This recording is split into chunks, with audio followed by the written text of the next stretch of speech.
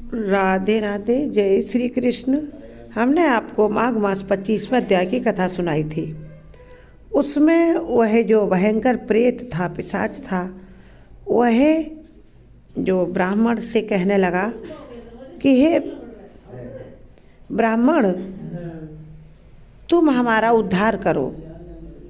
तभी वहाँ एक पथिक भी आ गया। वह पथिक कहता है कि हे प्रेत, तुमने सारस के वचन किस प्रकार और क्या सुने थे, सो कृपा करके कहिए। प्रेत कहने लगा कि इस वन में कोहरा नाम की नदी पर्वत से निकली है।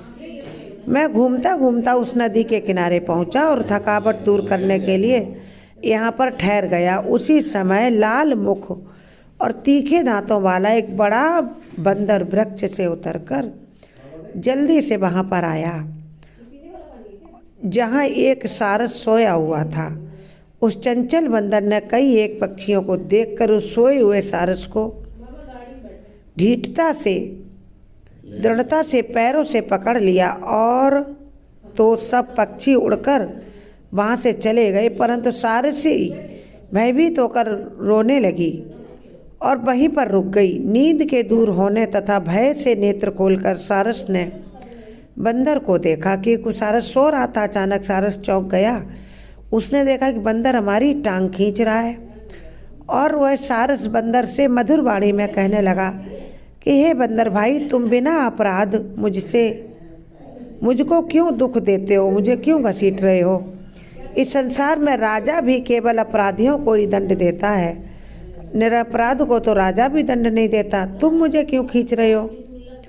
तुम्हारे जैसे श्रेष्ठ प्राणी किसी को पीड़ा नहीं देते हैं। हम अहिंसक और दूसरे के कर्मों को नहीं देखते हैं। जल की काई खाने वाले हम सारस हैं। आकाश में उड़ने वाले, वन में रहने वाले, अपनी स्त्री से प्रेम करने वाले, दूसरों की स्त्री को त्यागने वाले, दूसरों की बुराई से दूर रहने वाले, चोरी न करने वाले, बुरों की संगति से वर्जित, किसी को कष्ट न देने वाले हैं। और इस प्रकार मुझ निरपराधी सारस को, हे बंदर, तुम क्यों सता रहे हो, मुझे छोड़ दो। मैं तुम्हारे पहले जन्म के वृतांत जानता हूँ। जब बंदर को सारस ने ऐसा कहा तो बंदर, उसके ऐसे वचन सुनकर बंदर उसको छोड़कर दूर बैठ गया और कहने लगा कि तुम मेरे पूर्व जन्म की कौन से वृतांत को जानते हो, क्या मेरे बारे में जानते हो और कैसे जानते हो। तुम अज्ञानी पक्षी हो और मैं वन में घूमने वाला बंदर हूँ। सारस कहने लगा कि मैं अपनी जाति की स्मृति के बल से तुम्हारे पूर्व जन्म का सभी कथा जानता हूँ, पूरा वृतांत जानता हूँ, पूरा किस्सा जानता हूँ। तुम पूर्व जन्म में विंध्य पर्वत के राजा थे और मैं तुम्हारे कुल का पूज्य पुरोहित था। सारस बंदर का पुरोहित था। तुम राजा होकर अपनी प्रजा को पीड़ा दिया करते थे। विवेकहीन तुमने बहुत सा धन इकट्ठा किया, सो वानर प्रजा की पीड़न रूपी अग्नि की ज्वाला से तुम पहले ही तप चुके हो। क्योंकि तुमने अनायास ही विवेकहीन रूप से धन इकट्ठा किया, इसलिए तुम्हें बंदर बनना पड़ा।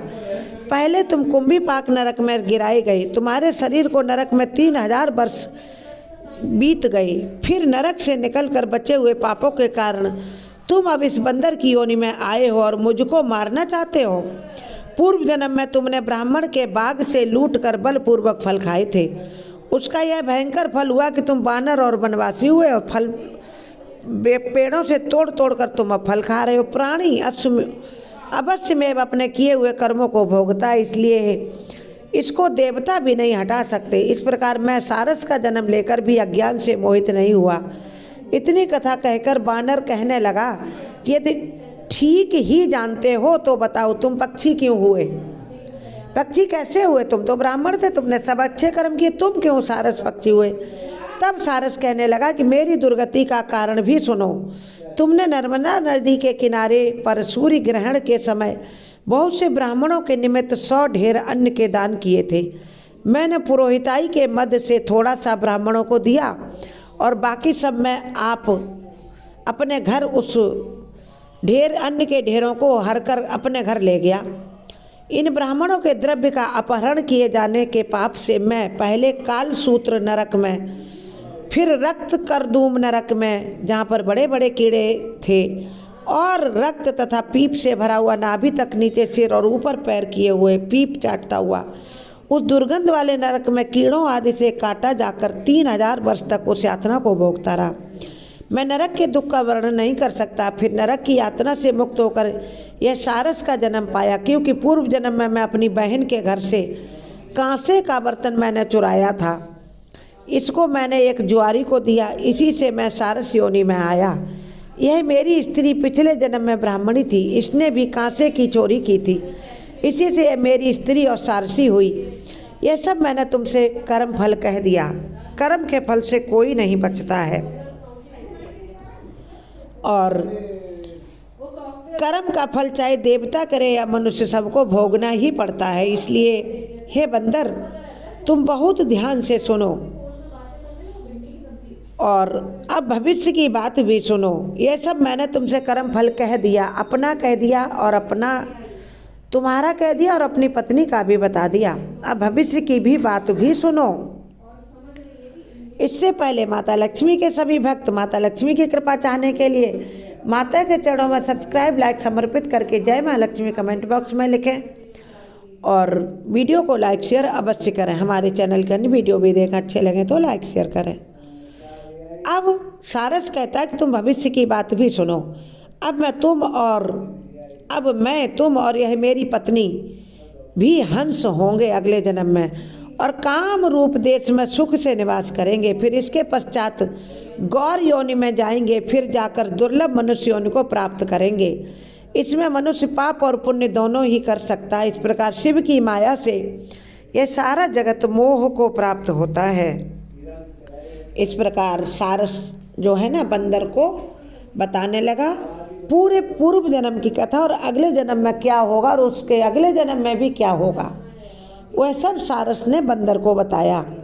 और आगे सारस कहता कि न केवल हम ही परंतु इस संसार के सभी जीव प्रवृत्ति मार्ग में फंसकर अच्छे और बुरे कर्म करते हुए उनका फल अवश्य भोगते हैं।